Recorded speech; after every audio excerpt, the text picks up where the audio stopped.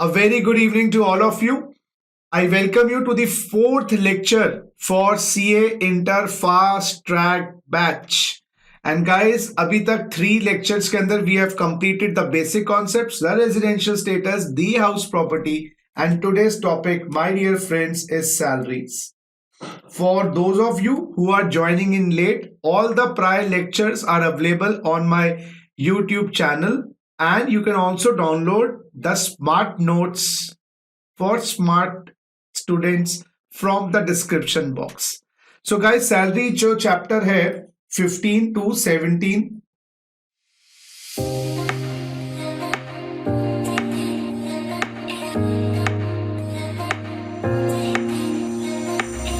yes, 3 sections 15 to 17. It is one of the lengthiest chapters along with business and profession. तो अगर salary और business और profession chapter आपने revise कर लिए तो इनकम टैक्स की जो जर्नी है, जो चढ़ाई होती है ना, वो खत्म हो जाती है. उसके बाद कोई मेजर डिफरेंसेस या मेजर टेंशन वाले काम नहीं रहते. आइए जी शुरू करते हैं. Salary head. सैलरी हेड में इनकम आने के लिए there has to be one very important relationship, master servant relationship. Master servant relationship को हम एम्प्लॉयर एम्प्लॉय रिलेशनशिप भी कहते हैं. एम्प्लॉयर एम्प्लॉय रिलेशनशिप एक ऐसा रिलेशनशिप जहां पर मास्टर यानी कि एम्प्लॉयर या मालिक आपको डायरेक्शंस देता है और वो डायरेक्शंस आपको ऑर्डर्स फॉलो करने होते हैं, अपनी इंडिपेंडेंट विल नहीं होती. तो ऑफिस की रिसेप्शनिस्ट मैडम, ऑफिस का अकाउंटेंट है, ऑफिस का पियोन है, ऑफिस का गार्ड है, ऑफिस का मैनेजर है, ये सारे एम्प्लॉयर एम्प्लॉय रिलेशनशिप में होते हैं. क्यों? क्योंकि इनको एक टाइम से आना होता है, टाइम से जाना होता है, बताया हुआ काम करना होता है. उसके अलावा अपना कुछ मन मर्जी नहीं कर सकते. छुट्टी भी लेनी है तो अप्रूवल लेनी पड़ेगी, क्योंकि आप एक कॉन्ट्रैक्ट ऑफ एम्प्लॉयमेंट में है. आप किस में है? Contract of employment. इसको कहते हैं कॉन्ट्रैक्ट ऑफ एम्प्लॉयमेंट. दोस्तों, मैं भी बहुत जगह पढ़ाता हूं, बहुत इंस्टीट्यूट में पढ़ाता हूं. मेरा कॉन्ट्रैक्ट ऑफ एम्प्लॉयमेंट नहीं होता, मेरा होता है कॉन्ट्रैक्ट फॉर एम्प्लॉयमेंट. मेरा होता है कॉन्ट्रैक्ट फॉर एम्प्लॉयमेंट या कॉन्ट्रैक्ट फॉर सर्विसेज. इसको हम ऐसे भी कह सकते हैं, कॉन्ट्रैक्ट फॉर सर्विसेज. इनका होता है कॉन्ट्रैक्ट ऑफ सर्विसेज. तो एम्प्लॉइज में कॉन्ट्रैक्ट ऑफ सर्विस होता है और contract for services is like me, principal principal relationship, principal to principal. तो मैं अगर XYZ इंस्टीट्यूट में पढ़ा रहा हूं तो मेरा सर्विसेज का कॉन्ट्रैक्ट है, मैं नौकरी नहीं कर रहा वहां पर. अगर मैं किसी इंस्टीट्यूट में नौकरी करूंगा तो कॉन्ट्रैक्ट ऑफ एम्प्लॉयमेंट होगा, कॉन्ट्रैक्ट ऑफ सर्विसेज होगा. जहां पर इंडिपेंडेंटली काम करूंगा, अपने मालिक के रूप में काम करूंगा, दूसरे मालिक के पास काम करूंगा, कॉन्ट्रैक्ट फॉर सर्विसेज होगा, प्रिंसिपल टू प्रिंसिपल रिलेशनशिप. समझ गया? तो मैं ABC क्लासेस में एज लेक्चरर पढ़ाने जाता हूं contract for services, principal to principal. वो ABC क्लासेस भी प्रिंसिपल है, मैं भी प्रिंसिपल हूं ना. मेरे दबाव में वो है, हाँ जी, ना मैं उसके दबाव में हूं. लेकिन कॉन्ट्रैक्ट ऑफ एम्प्लॉयमेंट कह लो, कॉन्ट्रैक्ट ऑफ सर्विसेज कह लो, उसमें कॉन्ट्रैक्ट ऐसा होता है कि आपको अपनी नौकरी एक टाइम तक, एक पीरियड में, पूरे दिन में देनी पड़ेगी और जो कहा गया वो मानना पड़ेगा. तो इसी कारण जो गेस्ट फैकल्टीज होती हैं, लेक्चरर्स होते हैं, जैसे मैं हो गया, उस केस में हम इसमें कवर्ड नहीं होते. हाँ, मैं कॉलेज का लेक्चरर हूं, मैं स्कूल का टीचर हूं, then I will be an employee. समझ गए मेरी बात? चलिए नेक्स्ट चार्जिंग सेक्शन है गाइस, सेक्शन 15. 3 सेक्शन मैंने बताए, 15 और 16 और 17. 15 जो है वो है चार्जिंग सेक्शन. चार्जिंग सेक्शन क्या बताता है? इस हेड में कौन सी सैलरी आएगी. बड़ा सिंपल है जी, ड्यू और receipt basis which ever is earlier. जैसे इनकम को पकड़ने के लिए या तो ड्यू का कांटा या रिसीव का कांटा होता है. तो अगर आपकी सैलरी ड्यू हो जाए प्रीवियस ईयर, अच्छा कौन सा प्रीवियस ईयर लेना है? 22-23. जो सैलरी 22-23 में ड्यू हो गई उसको ले लो. अब वो रिसीव कब होगी? 4 साल बाद, 3 साल बाद, कोई मायने नहीं रखता. और अगर सैलरी रिसीव हो गई 22-23 में, वो ड्यू कब होगी? कोई मायने नहीं रखता. तो ड्यू पे आ गई, ड्यू पे फंसा दो, रिसीव पे आ गई, रिसीव पे फंसा दो. लेकिन एक बार ड्यू पे आ गई तो रिसीव पे नहीं टैक्स होगी, डबल टैक्सेशन नहीं करेंगे. और रिसीव पे टैक्सेबल हो गई, हम डबल ड्यू पे टैक्स दोबारा से नहीं करेंगे. Advance salary is taxable in the previous year of receipt. Advance salary को रिसिप्ट बेसिस पे टैक्सेबल करेंगे. क्यों? क्योंकि उसका ड्यू बाद में ही आने वाला है, पहले रिसीव आ जाएगा. और एक सेकेंड गाइस। हाँ जी, इसी तरीके से areas of salary is taxable in the previous receipt, क्योंकि इसका रिसिप्ट पहले आ जाता है, ड्यू होता ही नहीं है। क्या होता है sir areas of receipt? Areas of salary वो सैलरी है जो रेट्रोस्पेक्टिवली, जी बेटा retrospectively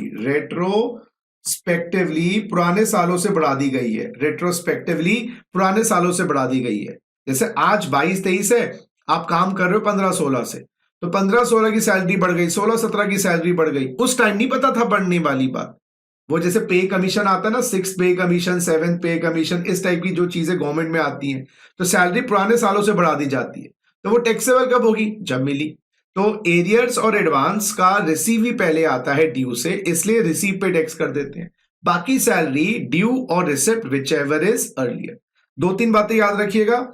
salary due eight the end of the month दिया हुआ है क्वेश्चन में, salary due eight the end of the month दिया हुआ है। इसका मतलब आपको लेना है अप्रैल 22 से मार्च 23। ये बाय डिफॉल्ट अजम्पशन है, salary due eight the end of the month. Question silent है, क्वेश्चन नहीं बताता सैलरी ड्यू कब हो रही है। फिर आपको लेना है अप्रैल 22 से मार्च 23। ये कुछ बाय डिफॉल्ट अजम्पशंस है। हाँ जी, क्वेश्चन कहता है जी सैलरी ड्यू हो रही है first day of the next month, salary due at first day of next month. Guys इस केस में आप बच्चे को यस मार्च 22 से फेब 23 की सैलरी लेनी है। तो ये बातें याद रखिएगा। क्वेश्चन साइलेंट है तो आपको अप्रैल 22 से मार्च 23 की सैलरी लेनी है। क्वेश्चन कहता है due eight the end of the month, तो बेटा अप्रैल 22 से मार्च 23 लेना है। और क्वेश्चन कहता है salary due on the first day of the next month, पहली तारीख को ड्यू हो रही है, तो मार्च 22 से फेब 23 की सैलरी लेनी है। ठीक है, हाँ जी। तो सेक्शन 15 क्लियर हो गया।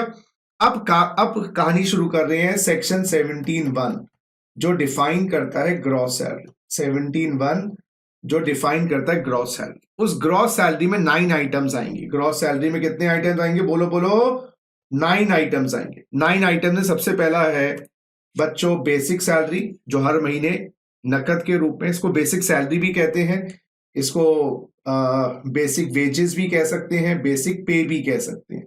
तो अलग अलग लैंग्वेज में आ जाता है basic salary, basic wages, basic pay. Mental work हो जहां पर अपना mentally you have to give your services, that is salary.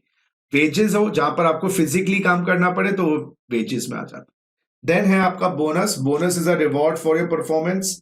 Then it is commission आपको मिलता है क्योंकि आपको इंसेंटिव दिए जाते हैं सेल्स पर, परचेज पर, नेट प्रॉफिट पर। अगर जितना आप अच्छा काम करोगे उतना आपको कमीशन मिलेगा। तो रिवॉर्ड्स आर बोनसेस जो काम खत्म होने के बाद मिलते हैं। कमीशन आर इंसेंटिव्स जो काम करवाने के लिए होते हैं। अच्छा पढ़ लो और आपके अच्छे नंबर आ गए, मैं आपको दिलवाऊंगा एक स्कूटी, तो ये हो गया बोनस। लेकिन आप पढ़ते ही नहीं हो, पढ़ोगे तो स्कूटी मिलेगी ना, तो हर रोज पढ़ोगे 100 रुपए दूंगा, वो कमीशन। हाँ जी, allowances are monetary amount given by the employer for your expenses. वो आपके पर्सनल खर्चे हो, बच्चों की एजुकेशन हो तो चिल्ड्रन एजुकेशन अलाउंस, एंटरटेनमेंट के खर्चे हो तो एंटरटेनमेंट अलाउंस, ट्रैवलिंग के खर्चे हो तो आपके पर्सनल और ऑफिशियल खर्चों के लिए अलाउंसेस होते हैं।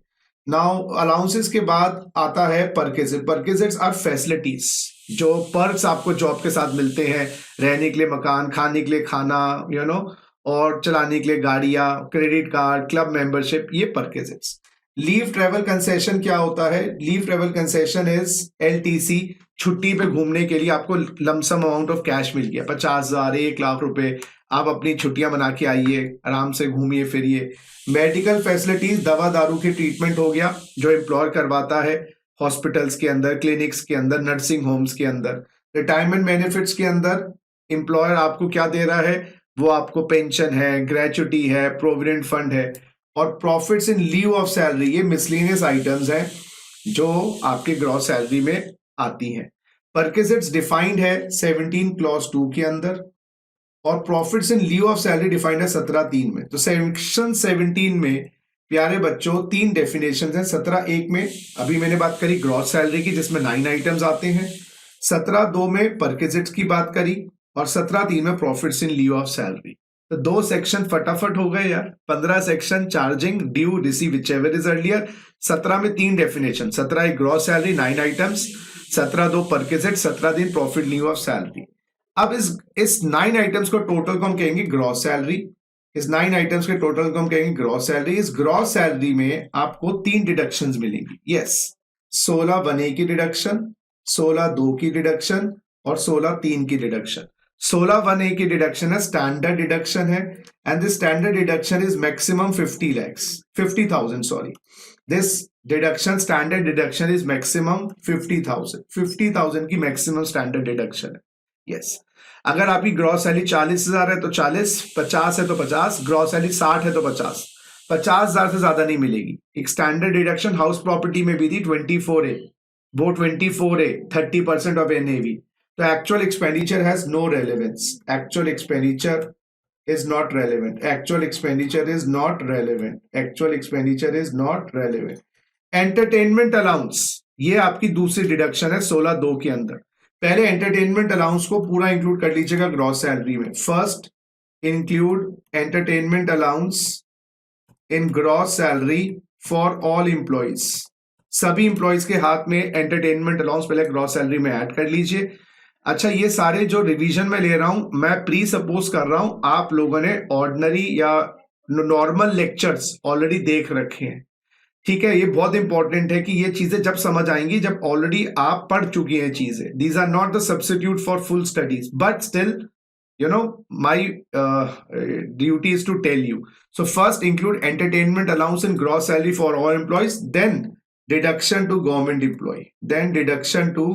employee, यहाँ पर डिडक्शन खाली गवर्नमेंट एम्प्लॉय की नसीब में मिलेगी। तो आप आएंगे तो ग्रॉस सैलरी में तो एंटरटेनमेंट लॉस पूरा इंक्लूड करेंगे, लेकिन डिडक्शन गवर्नमेंट एम्प्लॉय को मिलेगी 16(2) में। और गवर्नमेंट एम्प्लॉय में खाली सेंट्रल और स्टेट गवर्नमेंट आएगा, सेंट्रल गवर्नमेंट और स्टेट गवर्नमेंट आएगा। सेंट्रल गवर्नमेंट और स्टेट यानी केंद्र सरकार के मुलाजिम और स्टेट, लोकल अथॉरिटी नहीं आएगा, स्टैट्यूटरी कॉर्पोरेशन नहीं आएगा, गवर्नमेंट कंपनी नहीं आएगा, याद रखिएगा। और क्या डिडक्शन है? एक्चुअल एंटरटेनमेंट अलाउंस, जो आपको एक्चुअल एंटरटेनमेंट अलाउंस मिला वो, हाँ जी बेटा, 5,000 रुपए की 5,000 रुपए। यस माय डियर फ्रेंड्स, 5,000 रुपए। और तीसरा है 20% ऑफ बेसिक सैलरी। बड़ा सिंपल सी डेफिनेशन है, बड़ी सिंपल सी कैलकुलेशन है। मैं ये बोलूं कि एक्चुअल एंटरटेनमेंट अलाउंस जो मिला 5,000 रुपए और 20% ऑफ बेसिक सैलरी, बड़ा सिंपल सी बात है। तीनों का जो लीस्ट आएगा that will be deemed as a deduction. क्या ये डीम्ड डिडक्शन है? Yes, that is a deemed deduction. Actual खर्चा, अगेन एक्चुअल खर्चा यहाँ पर रेलेवेंट नहीं है। एक्चुअल खर्चा आपका कम था ज्यादा था कोई मतलब नहीं है, आपको मिलेगा एक्चुअल जो अमाउंट मिला 5,000 रुपए 20%। और तीसरी डिडक्शन जो है वो है एम्प्लॉयमेंट टैक्स की। गाइस इसको हम कह सकते हैं एम्प्लॉयमेंट टैक्स। अच्छा, कहीं की बार एग्जाम में एम्प्लॉयमेंट टैक्स के नाम से आ जाता है या प्रोफेशनल टैक्स के नाम से भी आ जाता है, प्रोफेशनल टैक्स के नाम से भी आ जाता है। और इसमें क्या लिखा है? Amount paid during the previous year. लिखिए जरा, देखिए जरा, amount paid during the previous year. वैसे ये सालाना 2,500 रुपए की लिमिट होती है as per the constitution. Income tax में ऐसी कोई लिमिट नहीं है। जितना भी आप एम्प्लॉयमेंट टैक्स, प्रोफेशनल टैक्स पे करोगे उसकी डिडक्शन मिल जाएगी, क्योंकि ये है एक्चुअल पेमेंट बेसिस, ये है पेमेंट बेसिस, ड्यू बेसिस पे डिडक्शन नहीं है। इसमें एक वेरिएशन आ जाता है, कहीं की बार employment tax paid by the employer होता है, पेड बाय द एम्प्लॉयर होता है। एम्प्लॉयर बड़ा दिल दिखाकर एम्प्लॉयमेंट टैक्स पे कर देता है। उसमें आपको क्या करना है, पहले इसको ऐड करिएगा इन ग्रॉस सैलरी जो एम्प्लॉयर ने पे किया as per gazette of obligation, as per gazette of obligation, क्योंकि वो ऑब्लिगेशन बन गया, पर गेजेट बन गया। बाद में उसको डिडक्शन ले लीजिएगा अंडर 16(3). तो बेटा अगर एम्प्लॉयमेंट टैक्स खुद आपने दिया है, एम्प्लॉयमेंट टैक्स खुद आपने दिया है तो कोई बात ही नहीं है, फिर तो आप सीधा माइनस कर लीजिए 16(3) में। लेकिन अगर एम्प्लॉयर ने दिया है तो माइनस तो होगा 16(3) में, कोई डाउट नहीं है, लेकिन उसको पहले परकेजेट बना लीजिएगा ऑब्लिगेशन का, तो उसका इफेक्ट नलीफाई हो जाएगा। तो if the employment tax is paid by the employee himself then claim the deduction. If the employment tax is outstanding, no deduction. If the employment tax is paid by the employer, then add in the gross salary as perquisite of obligation and then give a deduction. तो ये 3 deductions हो गई हैं, 16(1A), 16(2), 16(3) की deductions, ठीक है ना। चलिए, उसके बाद आपकी जो तीनों को माइनस कर देंगे तो आपकी आ जाएगी गाइस टैक्सेबल सैलरी। तो सैलरी चैप्टर में पूरा खेल, ग्रॉस सैलरी के 9 आइटम्स, 3 डिडक्शंस, टैक्सेबल सैलरी। और सैलरी में कब आएंगे? Employee relationship. आइए जी, सबसे पहला कंपोनेंट से शुरू करते हैं। पहला कंपोनेंट है जी बेसिक सैलरी। बेसिक सैलरी बेटा 100% टैक्सेबल है, लिख लीजिएगा 100% इन ग्रॉस सैलरी, 100% टैक्सेबल। 100% टैक्सेबल का मतलब है पूरी की पूरी टैक्सेबल हो जाएगी। पूरी की पूरी टैक्सेबल हो जाएगी का मतलब है 100% included in gross salary. Due वाली या रिसीव वाली, वो तो मैंने आपको पहले बता दिया, ड्यू और receive whichever is earlier. It is the monetary amount receive monthly और otherwise is called basic salary. It is the base on which other components are based. इसी के बेसिस पर आपको कमीशन मिलते हैं, इसी के बेसिस पे आपको बोनसेस मिलते हैं। ये सैलरी भी कह सकते हैं, पे भी कह सकते हैं, इसको आप वेजेस भी कह सकते हैं। 100% टैक्सेबल। फिर दूसरी बात आती है आपकी बोनस की। जो बोनस है गाइस, ये भी 100% टैक्सेबल है। बोनस भी 100% टैक्सेबल है। और रही बात कमीशन की बच्चे, कमीशन भी 100% टैक्सेबल है। तो शुरू के 3 आइटम्स तो 100% टैक्सेबल हैं, बेसिक सैलरी भी, बोनस भी और कमीशन भी 100% टैक्सेबल। यानी कि तीनों में कोई एग्जेम्पशन या कोई डिडक्शन नहीं है। तो बेसिक सैलरी भी 100% टैक्सेबल है, बोनस भी 100% टैक्सेबल है, कमीशन भी। लेकिन बोनस और कमीशन फर्क क्या है, मैंने बताया था। बोनस वो होता है जो आपको मिलता है परफॉर्मेंस के बाद। अब पता नहीं कितना मिलेगा नहीं मिलेगा, तो बोनस जो जनरली जिसपे क्वेश्चन मार्क है, पता नहीं मिलेगा नहीं मिलेगा, उसको कहते हैं कंटिंजेंट बोनस। तो जो कंटिंजेंट बोनस है वो रिसिप्ट बेसिस पे टैक्सेबल होता है। या जैसे मैं बोलूं परफॉर्मेंस बेस, या दिवाली, ईद पर, होली पर, आपको फेस्टिवल्स में मिलता है। अब मिल जाएगा तो टैक्सेबल कर देंगे, नहीं मिलेगा तो ड्यू नहीं है। कोर्ट में जाके कोई दरखास्त नहीं कर सकते कि हमें दिवाली बोनस नहीं दिया। लेकिन अगर कुछ बोनस कॉन्ट्रैक्चुअल है, कॉन्ट्रैक्चुअल का मतलब आपके कॉन्ट्रैक्ट में फिक्स कर दिया गया है कि आपको मिलेगा ही मिलेगा, आपके कॉन्ट्रैक्ट में फिक्स कर दिया गया, जैसे 4000 महीना, 2000 महीना, तो उसको हम सैलरी की तरह टैक्सेबल करते थे, ड्यू और receipt which ever is earlier. तो दोबारा से रिपीट करो मेरे साथ। बोनस 100% टैक्सेबल, पहली बात, कोई सा भी कैसा भी। लेकिन ड्यू पे लेना है, सी पे लेना है, उसके लिए उसकी नेचर पता करना आवश्यक है। अगर वो कंटिंजेंट वाला बोनस है जहां पर हमें पता नहीं कितना मिलेगा कितना नहीं मिलेगा, कॉन्ट्रैक्ट इज साइलेंट, कॉन्ट्रैक्ट में लिखा नहीं है, तो फिर बेटा वो तो रिसीव बेसिस पे टैक्सेबल होता है। लेकिन अगर कॉन्ट्रैक्ट में लिखा हुआ है कि आपको हम इतना 5000 रुपए महीने का बोनस देंगे ही देंगे, तो फिर बेटा वो तो आपका हक बन गया ना, फिर तो आपका ड्यू हो ही चुका है उसका।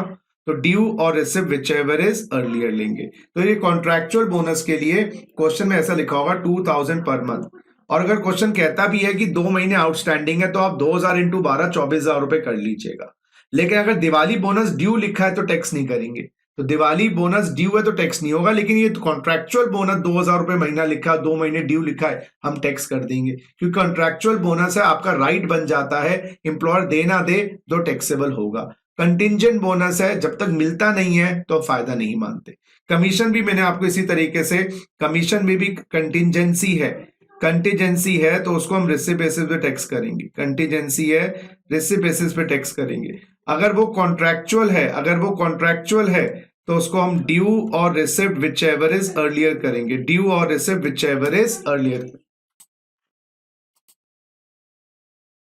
तो बोनस और कमीशन दोनों की जो टैक्सेबिलिटी है वो कंटिजेंसी या कॉन्ट्रैक्चुअल उसी पे डिपेंडेंट है। तो इसके लिए क्वेश्चन की लैंग्वेज को, इसके लिए क्वेश्चन की लैंग्वेज को थोड़ा सा देख लीजिएगा और संभल के काम करिएगा, ठीक है। तो जो कॉमन फैक्टर है वो तो मैंने आपको बता दिए कि कॉन्ट्रैक्चुअल बोनस हो या कंटिंजेंट बोनस हो, वो देखना पड़ेगा। ऐसे कॉन्ट्रैक्चुअल कमीशन हो या कंटिंजेंट कमीशन हो, ठीक है। चलिए नेक्स्ट आता है अलाउंसेस। अलाउंसेस क्या है? Allowances are extra money given by the employer for meeting personal और official expenses of the employee. Allowances में अच्छी बात यह है कुछ ना कुछ आपको एग्जेम्पशंस या कुछ बेनिफिट्स मिल जाएंगे। तो ये 100% टैक्सेबल नहीं है, नहीं, कुछ ना कुछ इंजेक्शन मिल जाएगा। अलाउंसेस को 4 हिस्सों में डिवाइड किया गया है। पहला है एंटरटेनमेंट अलाउंस, जिसकी चर्चा हमने ऑलरेडी कर ली है। डिडक्शन 16(2) में गवर्नमेंट एम्प्लॉय को 5000 20% ऑफ बेसिक सैलरी और actual entertainment allowance. Entertainment allowance include सभी की सैलरी में होगा, माइनस गवर्नमेंट एम्प्लॉय के लिए होगा।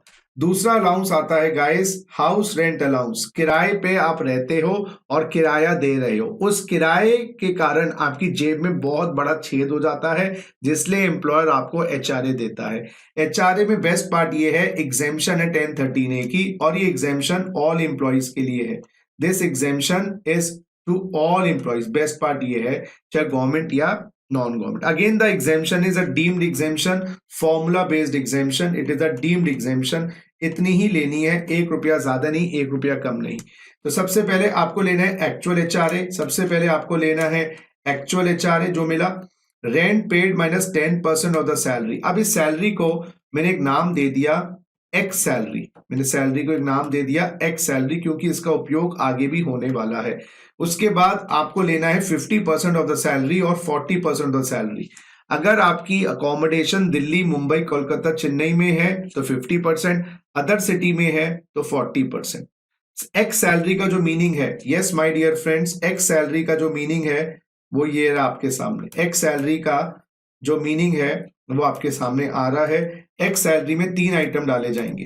पहला डालेगा बेसिक, दूसरा डीए रिटायरमेंट बेनिफिट वाला, और commission fix percentage of turnover वाला। इस बात को याद रखिएगा। एक्स सैलरी ड्यू बेसिस पे लेनी है, जितने पीरियड के लिए अकोमोडेशन किराए पे ली है। एक्स सैलरी ड्यू बेसिस पे लेनी है, जितने महीने के लिए अकोमोडेशन किराए पे ली है। Due basis for which accommodation taken on rent, इस बात को याद रखिएगा। और तीसरी बात, एग्जेम्पशन कैलकुलेटेड पीरियड वाइज। क्या मतलब, एचआरए की जो एग्जेम्पशन है 4 फैक्टर्स पे डिपेंडेंट है। एचआरए की एग्जेम्पशन 4 फैक्टर्स पे डिपेंडेंट है। 4 फैक्टर्स कौन कौन से? ऑब्वियसली एक्चुअल एचआरए का अमाउंट, रेंट पेड का अमाउंट, सैलरी का अमाउंट और प्लेस ऑफ अकोमोडेशन। अगर इन चारों फैक्टर्स में पूरे साल में कोई बदलाव नहीं आया तो आप पूरे साल की एग्जेम्पशन इकट्ठे निकालेंगे। लेकिन अगर इन चारों फैक्टर्स में कहीं भी बदलाव आ गया तो वहां पर आपको फैक्टर में लाइन ड्रॉ करनी पड़ेगी। जैसे 1 जुलाई को सैलरी बढ़ गई तो 3 महीने की अलग, 9 महीने की अलग, क्योंकि 1 जुलाई 3 महीने के बाद आया ना, अप्रैल मई जून। अच्छा, 1 दिसंबर को कोई फैक्टर बदल गया तो नवंबर एंड में आपको एक लाइन ड्रॉ करनी पड़ेगी। तो पीरियड वाइज का मतलब हो जाता है यहां पर आपको एग्जेम्पशन मंथली वाइज निकालनी पड़ेगी, pre change period, post change period अलग अलग करके। ये हमने क्लास में डिस्कशन इसके बारे में करी है। तो एचआरए की exemption is a deemed exemption, पहली बात। ऑल एम्प्लॉइज, दूसरी बात, एग्जेम्पशन है तो पहले माइनस करके ही ग्रॉस सैलरी में जाएगा। तो एचआरए का अमाउंट लीजिएगा, उसमें 1013 माइनस करिएगा और उसके बाद आप इसको टैक्सेबल ग्रॉस सैलरी में ऐड करेंगे। तो आप एग्जेम्पशन लेने के बाद ही इसको ग्रॉस सैलरी में ऐड करेंगे। एग्जेम्पशन के लिए एक्स सैलरी चाहिए। एक्स सैलरी में 3 आइटम आएंगे, basic, DA, commission, fix percentage of turnover. ठीक है, अब आते हैं जी स्पेशल अलाउंसेस। ये स्पेशल अलाउंसेस जो हैं, यस, खुशी की बात ये है इन पे भी एग्जेम्पशन मिल जाएगी 10 क्लॉज 14 की। ये जो स्पेशल अलाउंसेस हैं ये 2 हिस्सों में डिवाइडेड है, रूल 2BB सब रूल 1 वाले और रूल 2BB सब रूल 2 वाले। देखिए जी, रूल 2BB 1 और रूल 2BB सब रूल 2। ये टोटल अलाउंसेस 6 तो ऑफिशियल वाले हैं जो ऊपर आपको 6 नंबर दिखाई दे रहे हैं, और लगभग आपके 6 ही पर्सनल पर्पस वाले हैं। वैसे हिली एरिया अलाउंस और काउंटर टेररिज्म अलाउंस और इस टाइप की बहुत अलाउंसेस हैं, वो स्टडी मटेरियल में भी दिए हुए हैं, एक बार लुक गो थ्रू कर लीजिएगा। आते कम है, पर ये नहीं कह रहा मैं आउट ऑफ द सिलेबस है, बट लेस इंपॉर्टेंट है। तो ये 12 अलाउंसेस आपको स्पेशल अलाउंसेस में करने हैं। तो स्पेशल अलाउंसेस पे 1014 की एग्जेम्पशन है। रूल 2BB सब रूल 1 में 6 है और रूल 2BB सब रूल 2 के अंदर 6 है। जो 2BB सब रूल 1 वाले 6 वाले हैं, इन सब अलाउंसेस में एक खासियत है, जितना खर्च करोगे ऑफिशियल पर्पस के लिए उतना एग्जेम्प्ट हो जाएगा। इन 6 अलाउंसेस में जितना खर्च करोगे उतना एग्जेम्प्ट हो जाएगा। Amount spend for official purpose, तो 10 रुपए के अलाउंस में 8 खर्च किया, 8 एग्जेम्प्ट। 10 रुपए के अलाउंस में 9 खर्च किया, 9 एग्जेम्प्ट। 4 खर्च किया, 4 एग्जेम्प्ट।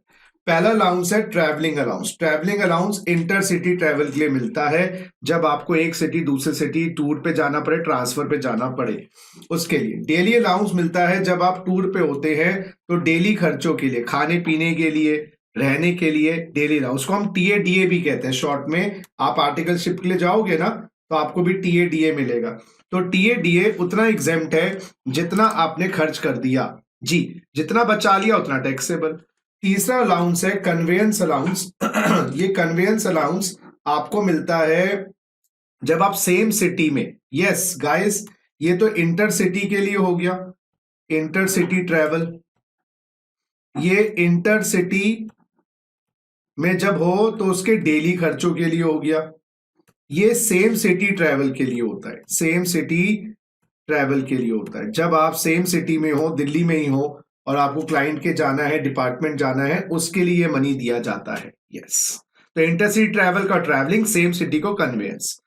उसके बाद हेल्पर अलाउंस, ये हेल्पर अलाउंस जैसे नाम बता रहा है, ये दिया जाता है आपको, एक छोटू रखना है अपने ऑफिशियल काम के लिए, मे बी पेपर साइन करवाने हैं, डॉक्यूमेंट्स अटेस्ट करवाने हैं, डॉक्यूमेंट फाइल करवाने हैं, तो एक छोटा सा हेल्पर आपने रख लिया है, छोटू रख लिया है for official purposes.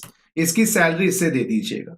Academic allowance जो होता है, जैसे नाम बता रहा है, ये अकेडमिक अलाउंस आपको रिसर्च और ट्रेनिंग के लिए, जैसे आपकी अगर आईटी की जॉब है तो आईटी की जॉब में आपको 24 यू नीड टू बी 24 घंटे अपडेटेड विद योर टेक्नोलॉजी, तो उसके लिए कोई रिसर्च करनी पड़ती है, कोई ट्रेनिंग लेनी पड़ती है।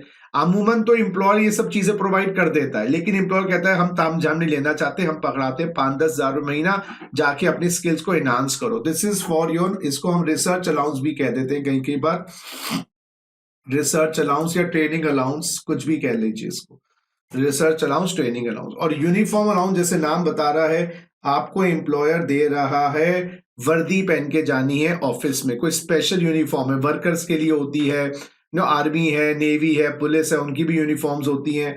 या तो अपना एक डिपार्टमेंट होता है ऑफिस में जहां पर जाके स्टिच करवा लीजिए। अब तामझाम एम्प्लॉयर लेना नहीं चाहता तो वो आपको 5-10 हजार महीना दे देता है, तो इससे आप अपनी यूनिफॉर्म परचेज करेंगे और मेंटेन करेंगे उसको, स्टिच करवा लीजिए, उसको आप ड्राई क्लीन करवा लीजिए, वट एवर इट इज। तो ये 6 अलाउंसेस हैं, जल्दी से रिकैप करिए। पहला अलाउंस है आपका ट्रैवलिंग अलाउंस, इंटरसिटी ट्रैवल के लिए, डेली अलाउंस इंटरसिटी खाने पीने के लिए, convince allowance same city travelling के लिए, हेल्प अलाउंस छोटू के लिए, एकेडमिक अलाउंस रिसर्च के लिए, और यूनिफॉर्म अलाउंस कोई आपको ड्रेस वर्दी एक फॉर्मल वियर पहन के जाना है उसके लिए होता है। 6 के 6 खर्चों में बेस्ट पार्ट क्या है गाइस, जितना खर्च करोगे उतनी आपको छूट मिल जाएगी। अभी तक जितनी भी एग्जामिशन में सैलरी चैप्टर में पढ़ी है सब नकली थी, डीम्ड थी, बट ये पहली एग्जामिशन है जो हम पढ़ रहे हैं, असली है, कि जितना आपने खर्च कर दिया उतना आपका एग्जाम्ड। अब रही बात रूल 2BB2 के, जो पर्सनल पर्पस के अलाउंसेस हैं, इसमें एग्जामिशन क्या है, जो आपको अमाउंट मिला और limit which ever is less, जो अमाउंट मिला और limit which ever is less, इसमें थोड़ा सा आपको याद रखना पड़ेगा। यस माय डियर फ्रेंड्स, इसमें डीम्ड, अच्छा ये लिमिट क्या है, अगेन डीम्ड का काम आ गया। तो सैलरी चैप्टर में मेरे प्यारे बच्चों याद रखना, डीम्ड कॉन्सेप्ट बहुत ज्यादा है। तो चिल्ड्रन एजुकेशन अलाउंस बच्चों की एजुकेशन के लिए मिलता है, इसकी जो लिमिट है आपकी एग्जामिशन की मैक्सिमम, अच्छा ये स्पेसिफाइड लिमिट जो है ना ये मैक्सिमम है, तो मैक्सिमम 100 रुपए प्रति महीना पर चाइल्ड, सब्जेक्ट टू 2 चाइल्ड, तो आपके 100 रुपए प्रति महीना 2 चाइल्ड तक एग्जामिशन है। हॉस्टल एक्सपेंडिचर अलाउंस, बच्चे हॉस्टल में पढ़ते हैं इसलिए 300 रुपए मैक्सिमम पर चाइल्ड, सब्जेक्ट टू 2 चाइल्ड। और जहां पर भी चाइल्ड आ जाता है ना बेटा, स्टेप चाइल्ड भी आ जाता है, स्टेप चाइल्ड भी आ जाता है, और एडॉप्टेड चाइल्ड भी आ जाता है। ओरिजिनल तो आता ही आता है, स्टेप और एडॉप्टेड भी आ जाते हैं, यानी कि 2 ओरिजिनल 2 स्टेप 2 एडॉप्टेड, ऐसा नहीं, मैक्सिमम 2 बच्चों पे, 2 कोई भी ले लो। ट्राइबल एरिया अलाउंस में आपको भेज दिया गया है, ट्राइबल एरिया अलाउंस में, ट्राइबल एरिया में आपको भेज दिया गया है, आपको उसके लिए अलाउंस मिलता है, तो वहां पर रहना ही थोड़ा सा मुश्किल होगा, मार्केट दूर होगी, अनहॉस्पिटेबल क्लाइमेट होगा, it's not easy to live in a tribal area, तो उसको कंपनसेट करने के लिए जो अमाउंट मिलता है that is 200 rupees per month. Yes, तो वो आपकी एग्जामिशन भी 200 रुपए की होती है। हब से हो सकता है अलाउंस आपको 400 मिल जाए, 500 मिल जाए, 600 मिल जाए, छूट आपको 200 की मिलेगी। ट्रांसपोर्ट अलाउंस होता है बेटा होम से ऑफिस और बैक के लिए, घर से सुबह निकलेंगे, इसको यूज करेंगे, ऑफिस पहुंचेंगे, शाम को ऑफिस से घर निकलेंगे, लेकिन इसकी छूट 3200 रुपए की है मैक्सिमम, वो भी ब्लाइंड, हैंडीकैप, डेफ और डम के लिए। जो नॉन ब्लाइंड है, नॉन ब्लाइंड एम्प्लॉइज है, नॉन डेफ है, नॉन डम है, नॉन हैंडीकैप है, तो नॉन जो ये चारों कैटेगरीज में नहीं आते उन लोगों के लिए फुल्ली टैक्सेबल है ट्रांसपोर्ट अलाउंस, फुल्ली टैक्सेबल है। For those who are blind, handicapped, deaf and dumb can claim 3200 की exemption maximum, otherwise other people cannot claim। उसके बाद है guys allowance for transport employees. Transport employees का मतलब है वो एम्प्लॉइज जो ट्रांसपोर्ट अंडरटेकिंग में काम करते हैं, ट्रांसपोर्ट अंडरटेकिंग में काम करते हैं। 70% of the allowance or 10,000 per month, whichever is less. This is meant for truck drivers or bus drivers, railways के एम्प्लॉइज, रेलवे के एम्प्लॉइज, एयरलाइन के एम्प्लॉइज, उनको ये मनी मिलता है क्योंकि they are always on the move to meet their personal expenditure. This is allowance given 70% और 10,000 per month. And my dear friends, underground allowance is for those who are working in mines. चाहे कोल की mine है, mineral की mines है, तो 800 रुपए की maximum छूट यहाँ पर है. तो यहाँ पर इन 6 खर्चों पे जो 2BB 6 अलाउंसेस पे जो 2BB2 है, आपकी लिमिट बेस्ड एग्जेम्पशंस है. आपको ज्यादा मिले कम मिले, आपको मैक्सिमम से मैक्सिमम छूट ये मिल जाएगी. खर्चा कम करो ज्यादा करो कोई फर्क नहीं पड़ता, इतनी मिलेगी. और जो अलाउंसेस गाइस इसमें कवर्ड नहीं होंगे शुरू की 3 कैटेगरीज में, ना एंटरटेनमेंट में, ना HRA में, और ना आपके स्पेशल अलाउंसेस में, उनको अदर अलाउंसेस में डाला जाएगा. और अदर अलाउंसेस बच्चे फुल्ली टैक्सेबल हैं, कोई डिडक्शंस नहीं है. No deductions, no exemptions, no deductions, no exemption. इसमें कौन कौन से कवर्ड है? DNS अलाउंस, एक अलाउंस और आ जाता है इसमें, सिटी कंपनसेटरी अलाउंस लिखा हुआ है. तो DNS अलाउंस महंगाई भत्ता होता है. वैसे तो ये पूरा टैक्सेबल है, लेकिन एक्स सैलरी में DA उतना लिया था जो रिटायरमेंट का पार्ट है. Lunch allowance, tiffin allowance, breakfast allowance, servant allowance. देखो नाम सर्वेंट अलाउंस दिया है. अगर हेल्पर अलाउंस देते तो ये 2BB सब रूल 1 में आ जाता और एग्जेम्प्ट हो जाता, इतना ऑफिशियल है. तो वहां पर हेल्पर वर्ड है, यहाँ पर सर्वेंट है. लेकिन अगर servant for home they they, servant allowance for home, तो वो हेल्पर बन जाएगा. क्योंकि अगर आपको अलाउंस के नेम के साथ वर्क भी दिया जाए तो आप नेम से ना जाना, वर्क से जाना. नेम के साथ वर्क, जैसा अगर दिया हुआ है सर्वेंट अलाउंस फॉर होम, तो वो हेल्पर बन गया. अगर हेल्पर अगर लेके हेल्पर अलाउंस फॉर होम, तो वो सर्वेंट बन गया. तो you have to be very careful.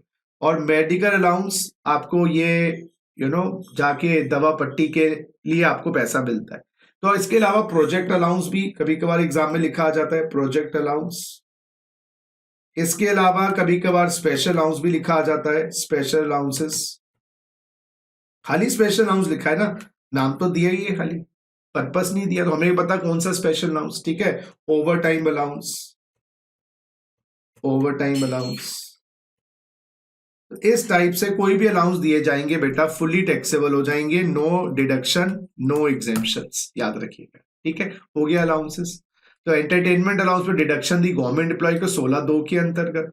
HRA में 10(13) नहीं दिया ऑल एम्प्लॉयज को. स्पेशल अलाउंसेस 2BB1 में ऑफिशियल पर्पस के लिए जितना खर्च किया उतना एग्जेम्प्ट है. 2BB2 में लिमिट्स है, 100 रुपए, 300 रुपए, 800 रुपए, और अदर अलाउंसेस पे कोई छूट नहीं है. उसके बाद आते हैं गाइस मेरे प्यारे बच्चों, let's come to the concept of perquisite. This is our fifth item of gross salary. This is our fifth item of gross salary, perquisites. ये परक्विजिट्स कौन दे रहा है गाइस? ये परक्विजिट्स एम्प्लॉयर दे रहा है. और किसको दे रहा है? एम्प्लॉय को या हाउस होल्ड मेंबर को. एम्प्लॉय को या हाउस होल्ड मेंबर को दे रहा है. हाउस होल्ड मेंबर में कौन कौन आएगा? हाउस होल्ड मेंबर में आएंगे स्पाउस या स्पाउसेस, चिल्ड्रन,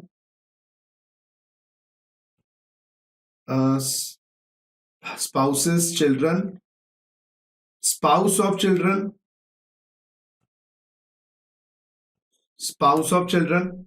हाँ जी, इसमें स्पाउसेस, चिल्ड्रन, स्पाउसेस के चिल्ड्रन, पेरेंट्स,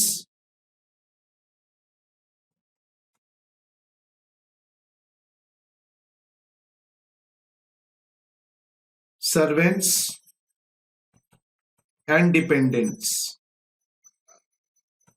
इसमें आएंगे जी आपके चिल्ड्रन एंड देयर स्पाउस, आपकी स्पाउस तो आई जाएंगी, पेरेंट्स, सर्वेंट एंड डिपेंडेंट्स, ये सब इसके अंदर कवर्ड है. लिख लीजिए, स्पाउसेस या स्पाउस, चिल्ड्रन बच्चे, उनके बेटर हाफ्स, तो बहू आ गई आपकी और आपका दामाद आ गया, माता पिता आ गए, पेरेंट्स आ गए, सर्वेंट्स आ गए, नौकर चाकर, और डिपेंडेंट्स आ गए. डिपेंडेंट्स में गाइस आप पे जो भी डिपेंडेंट है वो आ गया. इसमें चाचा, बुआ, फूफा, जीजा कोई भी हो सकता है जो आप पे डिपेंडेंट है. अगर नहीं डिपेंडेंट है बात अलग है. ठीक है ना जी. चलिए, कितने परक्विजिट्स हैं गाइस? टोटल 8 परक्विजिट्स हैं। नंबरिंग कर लीजिए इनकी। 8 1 2 3 4 5 6 7 और 8।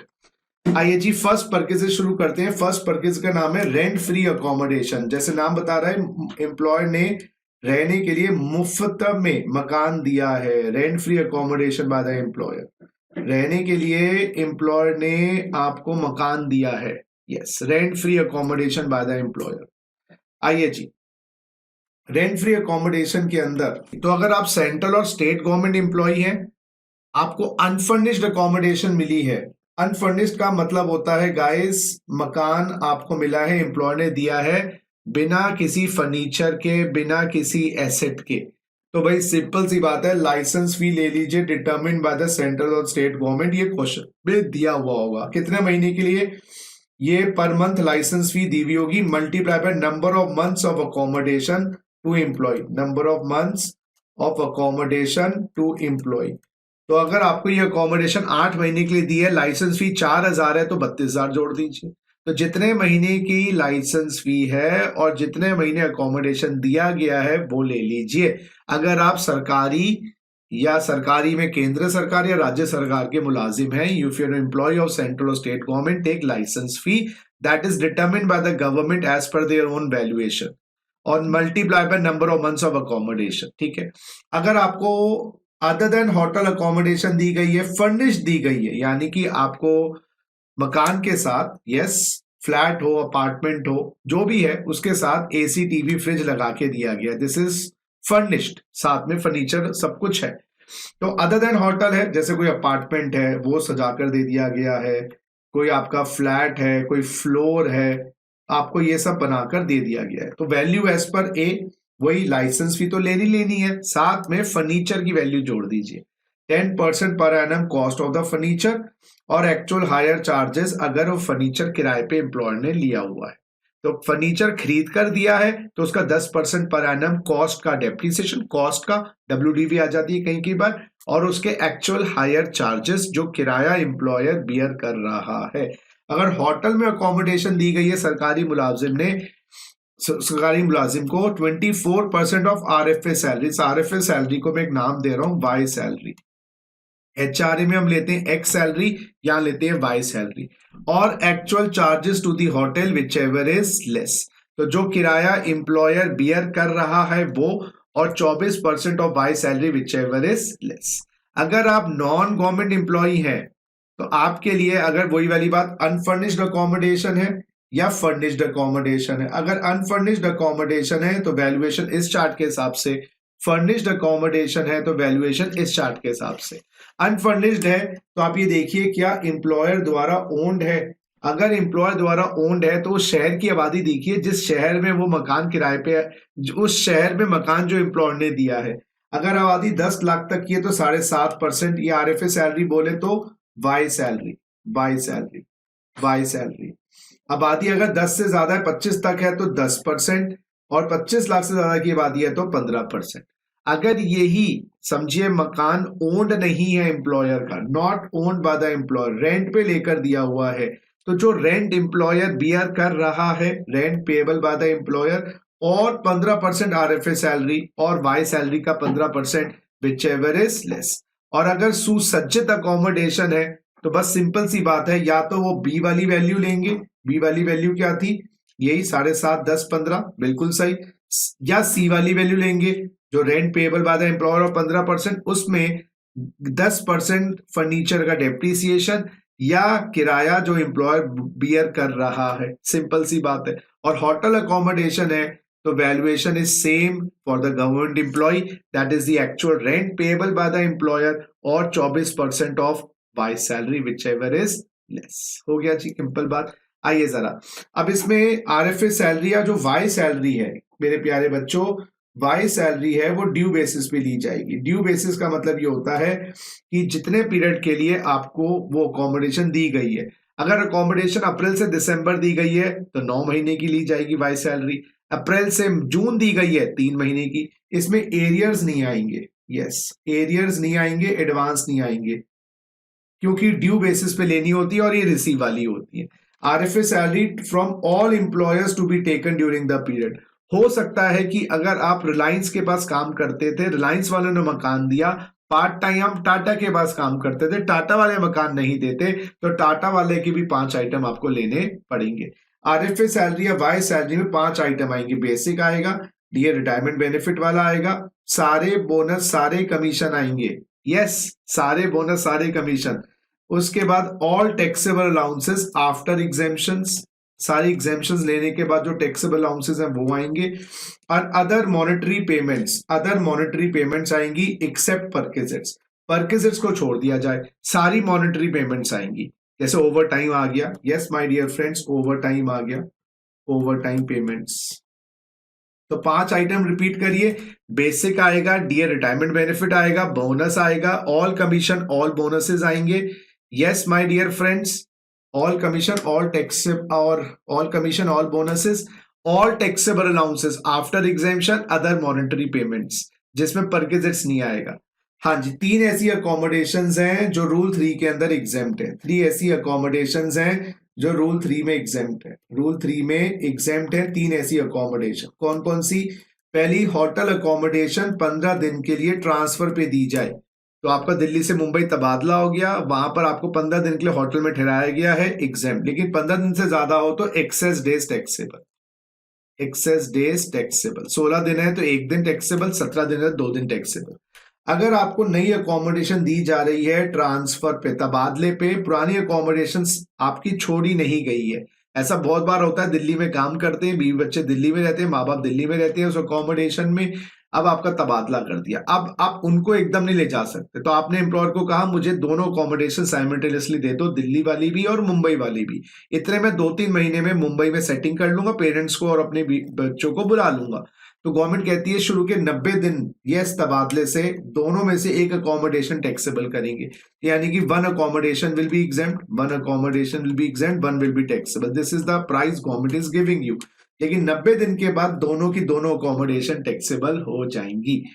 अच्छा, अगर आपको अकोमोडेशन रिमोट एरिया में मिले, वो रिमोट एरिया कैसा एरिया होता है जो 40 किलोमीटर दूर होता है, एक ऐसी शहर से जहाँ की आबादी एक मिनिमम अमाउंट की होती, मिनिमम जहाँ की आबादी एक मिनिमम 10,000 की होती है, वहां से 40 किलोमीटर दूर, यस रिमोट एरिया होता है, शहर से बहुत ज्यादा दूर। तो वहां पर अगर माइनिंग साइट है, कोई ऑयल एक्सप्लोरेशन साइट है, पावर जनरेशन साइट है, कोई डैम साइट है या प्रोजेक्ट एग्जीक्यूशन साइट है, उस एरिया में, उस रिमोट एरिया में अकोमोडेशन दी जाए तो एग्जेम्प्ट होती है। सेकेंड परकेजेट आपका आता है कंसेशनल अकोमोडेशन। ये बड़ा इजी परकेजेट है, इसमें आपको रहने के लिए मुफ्त में मकान नहीं दिया गया, सस्ते में मकान दिया गया। तो आपको क्या करना है, पहले तो मान लीजिए मकान रेंट फ्री अकोमोडेशन है, यानी कि पहले ये मान लीजिए परकेजेट नंबर 1 है, परकेजेट नंबर 1, उसमें से जो आपसे रेंट चार्ज किया जाता है एम्प्लॉयर द्वारा वो माइनस कर लीजिएगा और रिमेनिंग अमाउंट आ गया वैल्यू ऑफ कंसेशनल अकोमोडेशन। तो इसमें कोई पापड़ बेलने की जरूरत नहीं है।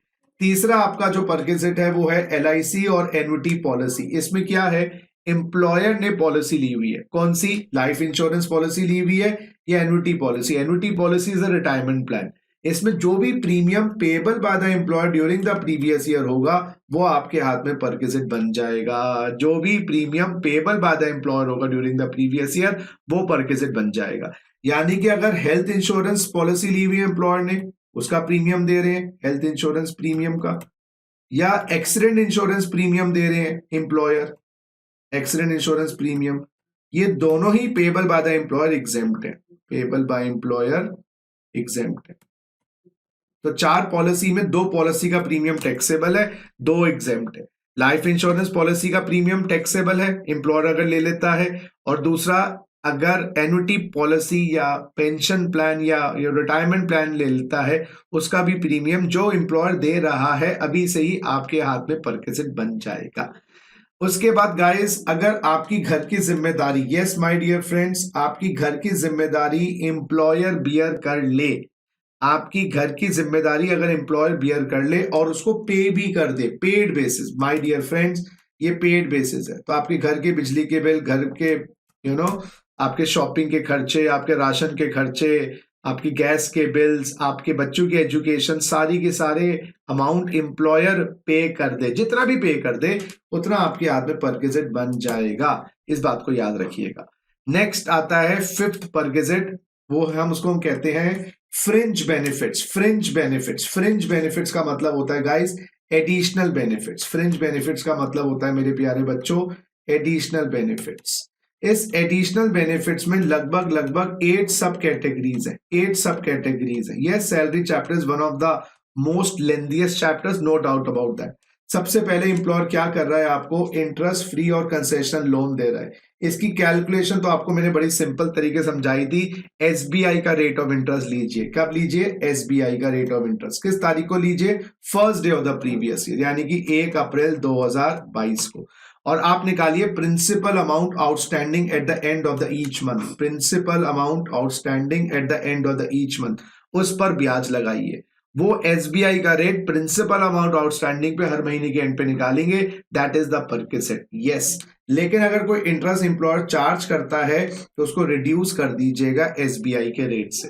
तो एसबीआई के रेट 12 आ रहा है, 4% एम्प्लॉयर ले रहा है तो 8 पे वैल्यूएशन करिए। एसबीआई के रेट 12 है, एम्प्लॉयर 6 चार्ज करता है तो 6 पे। दो टाइप के लोन एग्जेम्प्ट है, मेडिकल लोन्स लिए जाएं, treatment of disease under rule 3A, वो मेडिकल लोन्स भी एग्जेम्प्ट है। और स्मॉल लोन्स लिए जाएं 20,000 तक के, वो भी एग्जेम्प्ट है। मेडिकल लोन्स का एनी अमाउंट, मेडिकल लोन्स का एनी अमाउंट टैक्सेबल परक्विजिट नहीं बनेगा। तो 1 लाख रुपए का लोन लीजिए, 10 लाख का लोन लीजिए, दवा दारू लेकिन ट्रीटमेंट है रूल 3A की डिजीज की, तो उस लोन का परक्विजिट नहीं बनेगा। और स्मॉल लोन 20,000 तक के लेते हैं, एम्प्लॉयर से लेते हैं, उसका भी परक्विजिट नहीं बनेगा। अब आते हैं यूज ऑफ मूवेबल एसेट। इस्तेमाल करने के लिए एम्प्लॉयर ने लैपटॉप या कंप्यूटर दिया तो टोटली एग्जेम्प्ट है। फोन दिया, इक्विपमेंट दिया, जीपीआरएस दिया, उसका इंटरनेट कनेक्शन दिया, वो भी एग्जेम्प्ट है। तो laptop, computers, phone, mobile phone totally exempt.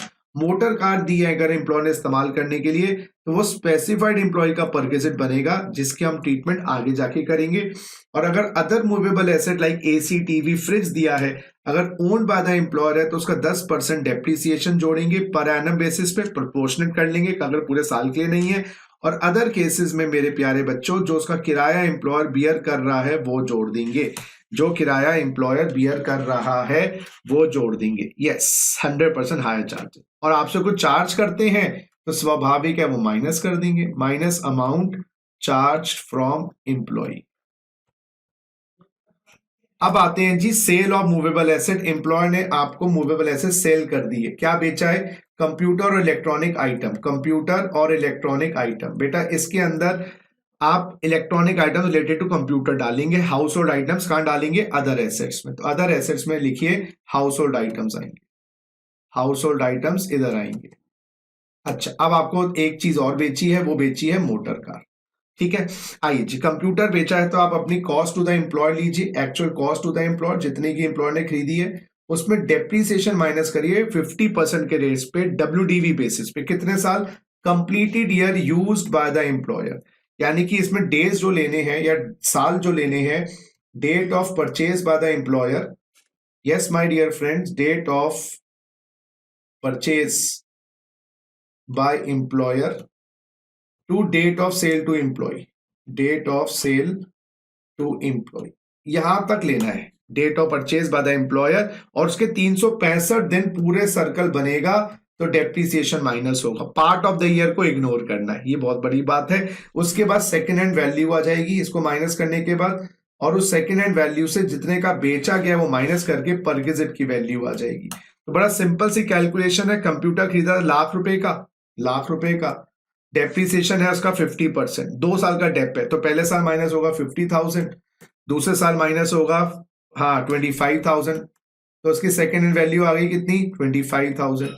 10,000 का बेच दिया तो वैल्यूएशन 15,000 रुपए आ गई। बड़ा सिंपल सी कैलकुलेशन। डब्ल्यूडीवी मोटर कार का भी सेम फॉर्मूला है, बस आपको याद रखना है 20% लेना है, डब्ल्यूडीवी लेना है। तो कंप्यूटर का 50% डब्ल्यूडीवी कंप्लीटेड ईयर, यहाँ 20% डब्ल्यूडीवी कंप्लीटेड ईयर। और अदर एसेट्स में 10% एसएलएम कंप्लीटेड ईयर, यानी कि ये कंप्यूटर अगर मान लीजिए 2 साल की जगह, कंप्यूटर की जगह मान लीजिए कोई एसी टीवी फ्रिज होता है 1 लाख का, तो 10,000 रुपए माइनस होते। तो सेम एग्जांपल में 1 लाख का अगर मान लीजिए मोटर कार होती तो पहले साल 20,000 माइनस होता, फिर 20,000 का है ना माइनस करके 16,000 रुपए माइनस होता, तो ये सेकेंड हैंड वैल्यू आ जाती गाइस 64,000 रुपीज, क्योंकि पहले साल 20% माइनस हुआ, 20,000, 80,000 रह गया, 80,000 का 20% 16,000 है ना, तो 64, और माइनस कितने का बेचा है, 10 का बेचा है, तो ये आपका यहां पर वैल्यूएशन आ जाती 54,000। ठीक है। अच्छा, अदर एसेट्स में मान लीजिए 1,00,000 रुपए है तो वो 10,000 रुपए माइनस होता, फ्लैट डेप्रिसिएशन 10,000, 80,000 रुपए और 10 का बेचा है तो वही 70,000 की वैल्यूएशन आ जाती। देखो सेम एसेट्स तीनों में, एक जगह परकेसेट 15,000 का, एक जगह 54,000 का, एक जगह 70,000 का, तो ये आपको देखना है। तीसरी बात, आपको टूर ट्रैवलिंग अकोमोडेशन पे भेजा जा रहा है छुट्टी बनाने के लिए, लेकिन सर ऑफिशियल टूर है, तो गवर्नमेंट कहती है भाई तेरे ऊपर जो भी एम्प्लॉयर खर्च करेगा ना वो एग्जेम्प्ट हो जाएगा। ऑफिशियल टूर है तो तुम्हारे ऊपर जो भी खर्च करेगा वो एग्जेम्प्ट हो जाएगा, लेकिन हाउस होल्ड मेंबर के ऊपर जो एम्प्लॉयर खर्च करेगा वो टैक्सेबल होगा। लेकिन ये देखना पड़ेगा फैसिलिटीज एम्प्लॉयर की अपनी है, facilities maintained by the employer and not available for our employ, तो एक्सक्लूसिव फैसिलिटीज है एम्प्लॉयर दे रहा है, तो इस केस के अंदर मार्केट वैल्यू देखेंगे, value at similar services provided by other agencies to the public, यानी कि एम्प्लॉय को फैसिलिटीज मिली तो एग्जेम्प्ट, अगर फैमिली मेंबर को, हाउस होल्ड मेंबर को मिली तो फैसिलिटीज अपनी थी ना, तो सिमिलर वैल्यू यानी कि market value, this is called guys market value. लेकिन अगर अदर केस है, अदर केस का मतलब ये हुआ कि बाहर से लेकर दी है, yes my dear friends, other case का मतलब ये हुआ बाहर से लेकर दी है, तो जो भी एम्प्लॉयर का एक्चुअल एक्सपेंडिचर आएगा, जो भी एम्प्लॉयर का एक्चुअल एक्सपेंडिचर आएगा वो हम टैक्सेबल कर देंगे। और एक बात गोल्डन रूल है, आपसे कुछ चार्ज किया जाएगा तो वो माइनस हो जाएगा। अगर प्राइवेट टूर है तो प्राइवेट टूर में तो बेटा दोनों के खर्चे टैक्सेबल हो जाएंगे, एम्प्लॉय के भी और हाउस होल्ड मेंबर के भी। यस, ये इस बात को याद रखिए, वही अपनी फैसिलिटीज है तो सिमिलर वैल्यू, और अगर बाहर से लेकर दी है तो एक्चुअल एक्सपेंडिचर। कितना है तो logical, but yes no doubt लेंदी है। अब आइए खाने पीने की बात करें, फ्री मील्स, टी और स्नैक्स, ये एम्प्लॉयर ने आपको खाने पीने के लिए सुविधाएं दी है। अगर खाना पीना दिया है, नॉन एल्कोहलिक बेवरेजेस दी हैं, ऑफिस में दी है या ईटिंग जॉइंट्स में दी है, ऑफिस में दी है या ईटिंग जॉइंट्स में दी है, जरा लिखिए देखिए, ऑफिस में दी है या ईटिंग जॉइंट्स में दी है, तो ऑफिस में दी है या ईटिंग जॉइंट्स में दी है, उस केस में ऑफिस आवर्स में दी है, ऑफिस आवर्स में दी है तो निल हो जाएगी वैल्यूएशन। अगर 50 रुपए प्रति मील है, 50 से ज्यादा है तो excess taxable, non office hours में दी गई है तो actual expenditure of the employer. Other case है, एग्जांपल रेजिडेंस पर, आपके घर पे खाना मिल रहा है तो actual expenditure of the employer, जो भी आपका एम्प्लॉयर का एक्चुअल एक्सपेंडिचर होगा। अब रही बात टी और स्नैक्स मिले हैं आपको, yes my dear friends, tea और स्नैक्स मिले हैं गाइस, ऑफिस आवर्स में मिले फुल्ली एग्जेम्प्ट, तो हमारे हिंदुस्तान का पास टाइम है ना चाय पीना, fully exempt. Non office hours में चाय पानी मिला है तो actual expenditure of the employer, और जहां पे भी चार्ज किया जाएगा आपसे वो माइनस कर देंगे। अब आपको गिफ्ट वाउचर टोकन दिए गए हैं, अगर आपको मॉनेटरी गिफ्ट दी गई है गाइस 100% टैक्सेबल, मॉनेटरी गिफ्ट में 1 रुपए की रियायत नहीं है, लेकिन इन काइंड दी गई है तो अगर एग्रीगेट 5,000 तक है तो वो एग्जेम्प्ट है इन काइंड, लेकिन टोटल है, एक गिफ्ट नहीं टोटल साल की, लेकिन एग्रीगेट अगर 5,000 से ज्यादा हो जाए तो एक्सेस टैक्सेबल, मैं ओपिनियन लेता हूं एक्सेस टैक्सेबल, तो 6,000 रुपए की घड़ी गिफ्ट करी एम्प्लॉयर ने तो 1,000। अच्छा, ये gift voucher token ceremonial occasion हो या अदर ओकेजन हो, सेरिमोनियल ओकेजन हो या आपकी अदर ओकेजन हो, कोई फर्क नहीं पड़ता।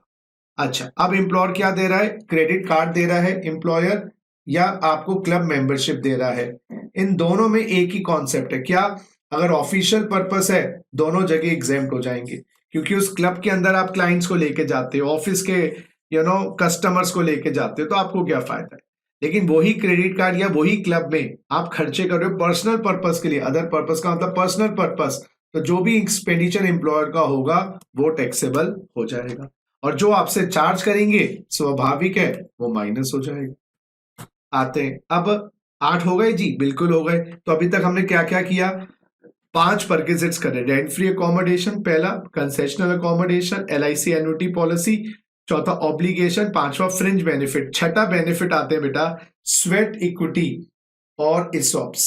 स्वेट इक्विटी होता है जब आप कंपनी के लिए कोई मेहनत वाला काम करो, बदले में आपको सैलरी की जगह, बदले में आपको बोनस की जगह शेयर्स बांट दिए, वो स्वेट इक्विटी, पसीना बहाया ना कंपनी के लिए। और इसॉप होता है बेटा employee stock option plan, employee stock option plan. ये दिया जाता है as a matter of loyalty. आप 4 साल 5 साल कंपनी में काम करोगे, आपको इसॉप्स मिलेंगे। बेस्ट पार्ट क्या है, ये टैक्सेबल होंगे in the previous year of allotment, taxable होंगे in previous year of allotment. जिस साल आपको अलॉटमेंट होगी उस साल ये टैक्सेबल होंगे। कितने टैक्सेबल होंगे, क्वांटिटी ऑफ शेयर्स जो आपको मिल रहे हैं securities multiply by market price पर शेयर, ये तो फायदा है ना। और ये मार्केट प्राइस कब देखना है बच्चे, ये मार्केट प्राइस देखना है जिस दिन आपने ऑप्शन एक्सरसाइज करी थी, जिस दिन बुकिंग करवाई थी आपने। जैसे क्लासेस की बुकिंग करवाते हो रेट तो वही लेते हैं, तो ये मार्केट प्राइस लेना है किस दिन, जिस दिन ऑप्शन एक्सरसाइज करी है आपने, ठीक है ना। और आपसे कुछ चार्ज करते हैं तो उसमें से वो माइनस कर दीजिएगा, स्वाभाविक है। तो 2-3 बातें याद रखिएगा, स्वेट इक्विटी और इसॉप टैक्सेबल कब होंगे, अलॉटमेंट बेसिस पर, पहली बात, और उनकी वैल्यूएशन करेंगे जिस दिन आपने ऑप्शन एक्सरसाइज करी है। बात करता हूं, आइए 7 परकेजेट है, स्पेसिफाइड इंप्लॉय का परकेजेट। ये स्पेसिफाइड इंप्लॉय का परकेजेट है गाइस, अभी तक कोई भी परकेजेट हमने ऐसी बात नहीं करी थी। तो आपके शुरू के जो 6 परकेजेट्स थे वो स्पेसिफाइड थे, नॉन स्पेसिफाइड थे, कोई मायने नहीं रखता। तो स्पेसिफाइड इंप्लॉय को मैं बोलता हूं खास इंप्लॉय। कुछ ऐसी इसमें खासियत है जिसके कारण ये परकेजेट मिल रहे हैं। या तो वो कंपनी का डायरेक्टर है जिस कंपनी में नौकरी करता है any time during previous year, any time during previous year, या उसके बाद 20% इक्विटी शेयर कैपिटल है, 20% इक्विटी है कंपनी की any time during previous year, any time. या फिर उसकी टैक्सेबल मॉनेटरी सैलरी जिसको बोलते हैं टीएमएस, साल की 50,000 रुपए से ज्यादा है। टैक्सेबल मॉनेटरी सैलरी में क्या करना है, ग्रॉस सैलरी लीजिएगा, ग्रॉस सैलरी में 9 आइटम्स लीजिएगा, 9 आइटम्स मॉनेटरी वाले, 9 आइटम्स मॉनेटरी वाले, उसमें डिडक्शंस अगर मिलती हैं सेक्शन 16 की वो माइनस करिएगा, फिर टीएमएस आ जाएगा। तो इसमें नॉन मॉनेटरी आइटम ना डालिएगा, तो इसकी टैक्सेबल सैलरी हाइपोथेटिकल काल्पनिक नोशनल सैलरी निकालेंगे, टीएमएस, नोशनल सैलरी है टीएमएस। जैसे मैं एक छोटा सा एग्जांपल ले लूं, बेसिक सैलरी है 10,000 रुपए महीना, बेसिक सैलरी है 10,000 रुपए महीना, 10,000 इंटू 12 1,20,000। आरएफए मिलता है मुझे, वो नहीं लेंगे, रेंट फ्री अकोमोडेशन। तो मेरी ग्रॉस सैलरी कितनी आ गई 120, इसमें 50,000 माइनस कर दीजिए, तो मेरी टैक्सेबल मॉनेटरी सैलरी आ गई, यस।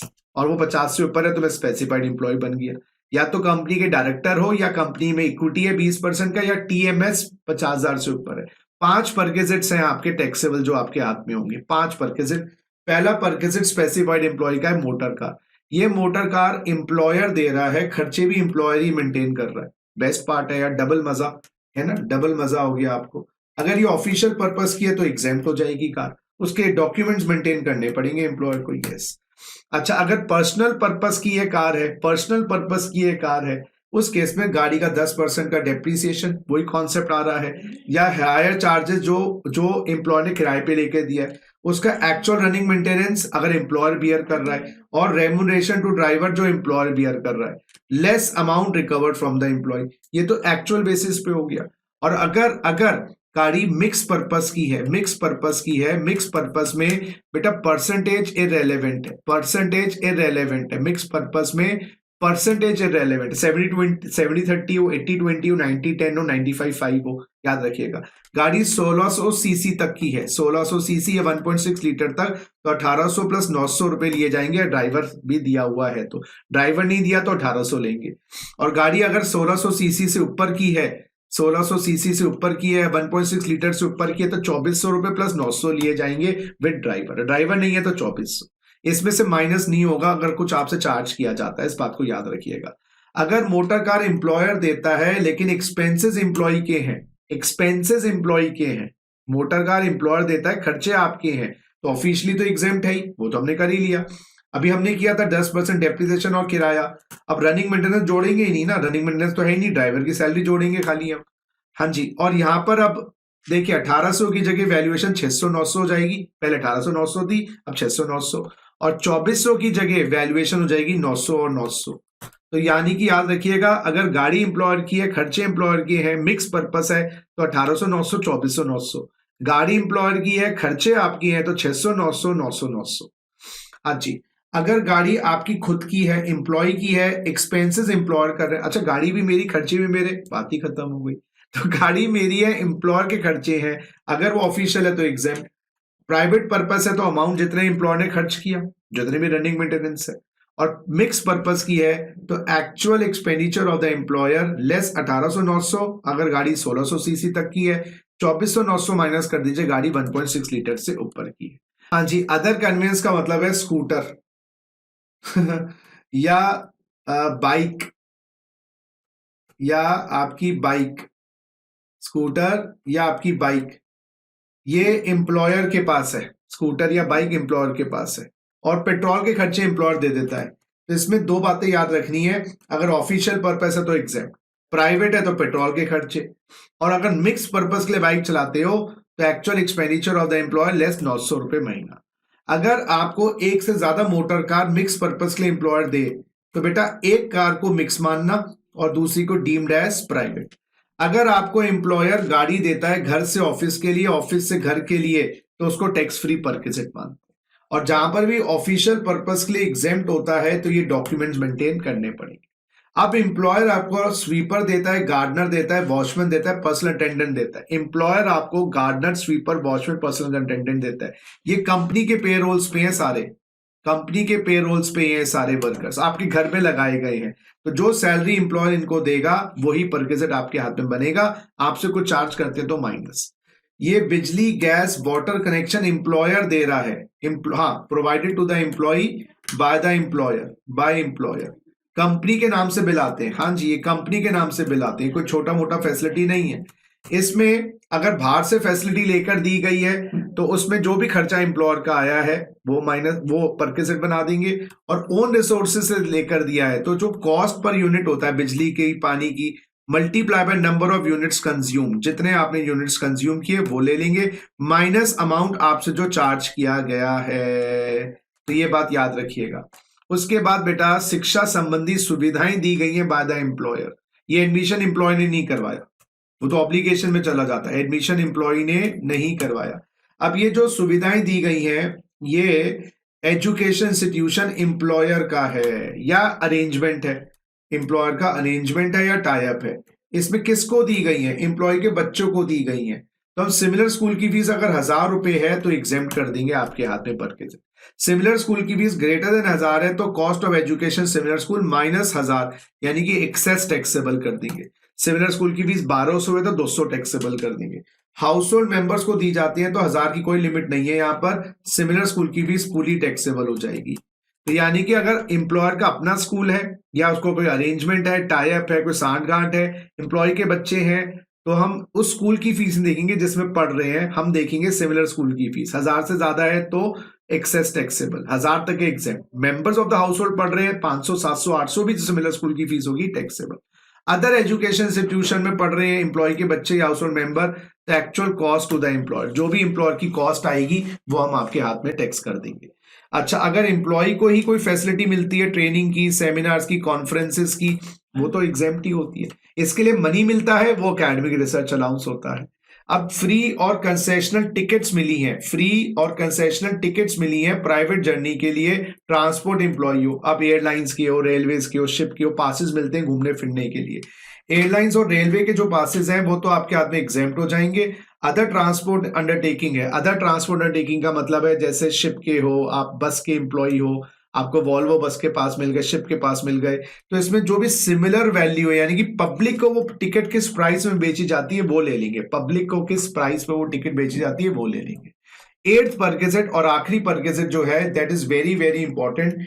इस पे मैं एक प्रैक्टिकल क्वेश्चन करवाऊंगा जब हम अपनी प्रैक्टिकल क्वेश्चन वाली जो क्लासेस स्टार्ट करेंगे उसमें। अभी मैं थियोरेटिकली आपको बता दूं, अगर एम्प्लॉयर कंट्रीब्यूट करता है, एम्प्लॉयर कंट्रीब्यूट करता है अप्रूव सुपरएन्युएशन फंड में, रिकग्नाइज प्रोविडेंट फंड में और एनपीएस में, 3 फंड्स के अंदर approve superannuation fund, recognise provident fund और नेशनल पेंशन स्कीम में 7.5 लाख रुपए से ऊपर, जैसे मान लीजिए तीनों में मिलाकर 10 लाख कंट्रीब्यूट करता है तो 7.5 लाख रुपए घटा दीजिए, 2.5 लाख रुपए एम्प्लॉयर का योगदान आपका परक्विजिट बन जाएगा और उस 2.5 लाख के ऊपर जो इंटरेस्ट बनता है वो भी आपके हाथ में टैक्सेबल होगा। तो मान लीजिए इंटरेस्ट 10,000 रुपए था तो 2,60,000 का परक्विजिट। तो 3 एम्प्लॉयर के कंट्रीब्यूशंस हैं, कौन से?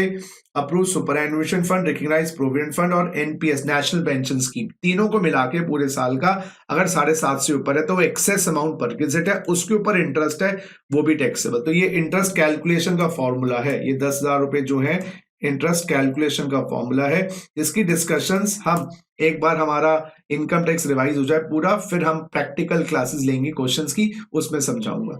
तो आज हमने यहीं पर हम आज पार्ट 1 सैलरी चैप्टर को फिनिश करेंगे। हमने आज सैलरी के अंदर basic salary, bonus, commission, allowances, perquisites का टॉपिक खत्म किया। नेक्स्ट पार्ट के अंदर हम सैलरी पार्ट 2 के अंदर आपके retirement benefits, LTC, medical benefits और प्रॉफिट्स लीव ऑफ सैलरी को रिवाइज करेंगे। Take care guys, take care, see you, bye.